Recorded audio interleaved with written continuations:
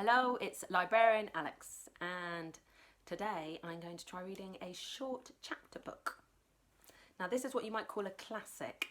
A classic book means, I think, two things. First of all, that it's good, and secondly, that it's old. So what makes it classic is just that people have thought it's good for a very long time. So this book is 48 years old. Freckle Juice by Judy Blume. Can you see his freckles? See what colour they are? Are they meant to be blue? I hope you enjoy this. Some people who have, it's one of those things where people who have freckles often don't want them, and people who don't have them want them. It's the same with curly hair and straight hair. We always want what we haven't got. Anyway, oh, there's some great illustrations in this book by David McTaggart. And I'd also like to say thank you to Macmillan Books for letting me read you these stories, making these videos at the moment.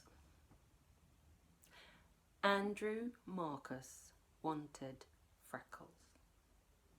Nicky Lane had freckles. He had about 1 million of them.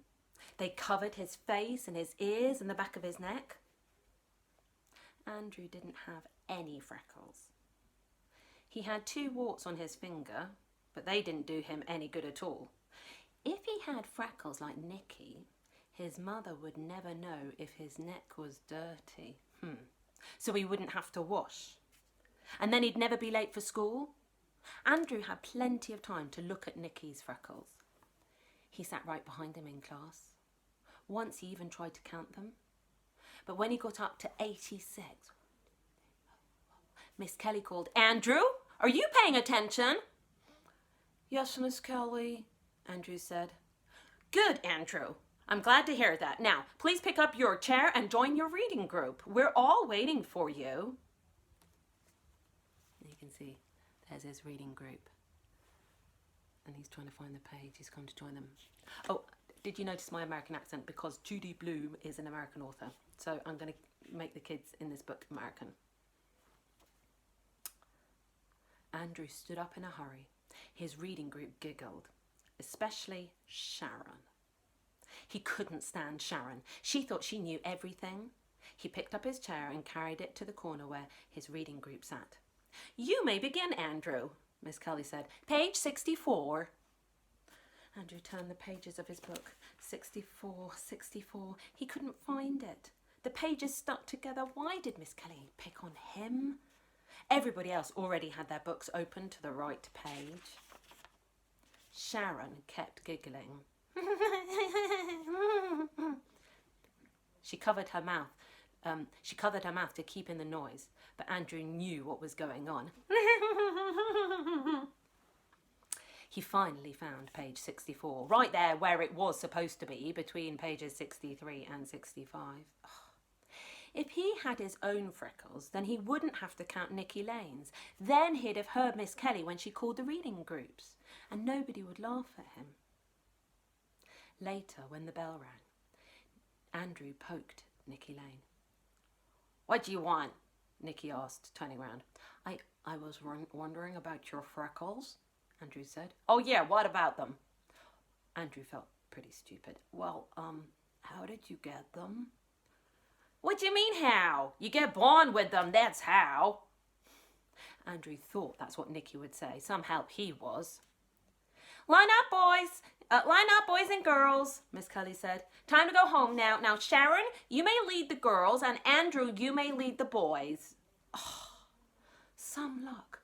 Just when he got to be the leader, he had to stand next to Sharon. When they were in the line, Sharon whispered to Andrew, "I know how to get them." "How to get what?" Andrew asked. "Freckles," Sharon said. "Who asked you?" "I heard you ask Nicky about his." Sharon ran her tongue along her teeth. She was always doing that. "Do you want to know how to get them?" Sharon asked. "Maybe," Andrew told her. "It'll cost you 50 cents. I have a secret recipe for Freckle Juice." Sharon whispered. "A secret recipe?" Uh-huh. Sharon's tongue... Sharon's tongue reminded Andrew of a frog catching flies. He wondered if Sharon ever got a mouthful of bugs the way she opened her mouth and wiggled her tongue around.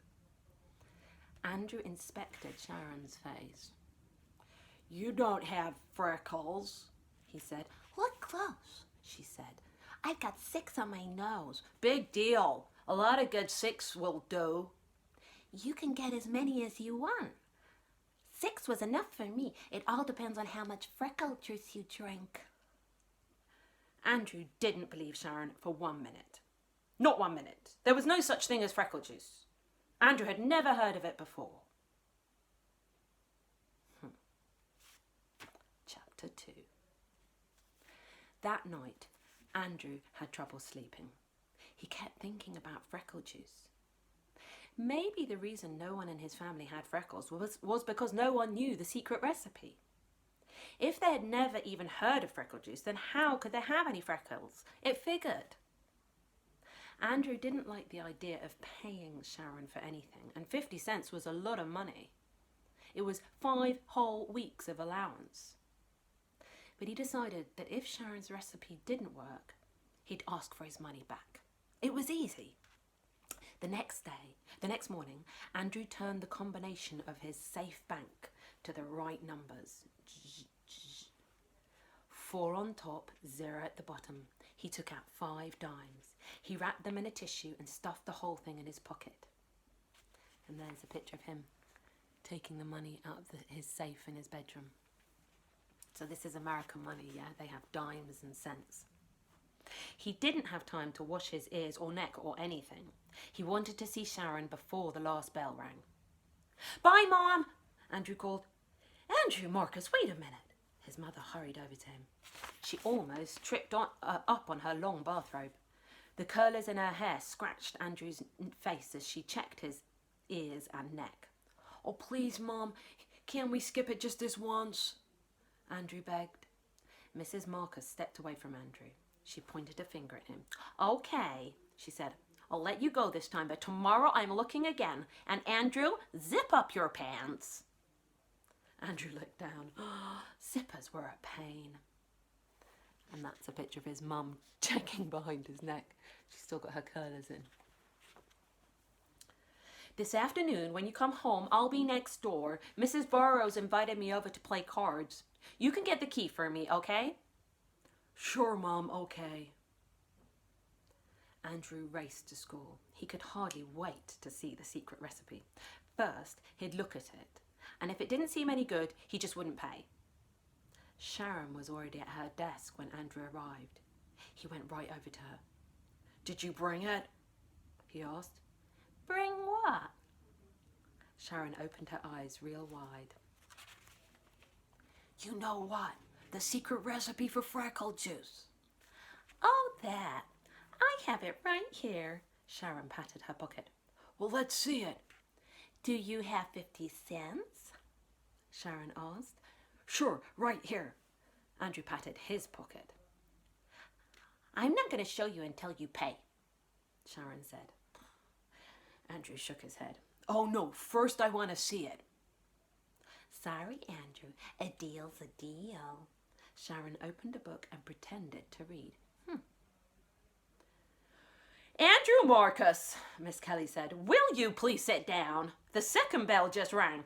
This morning will be arithmetic. Nikki, can you pass out the yellow paper? And when you get your paper, begin work on the problems on the board." Andrew went to his seat.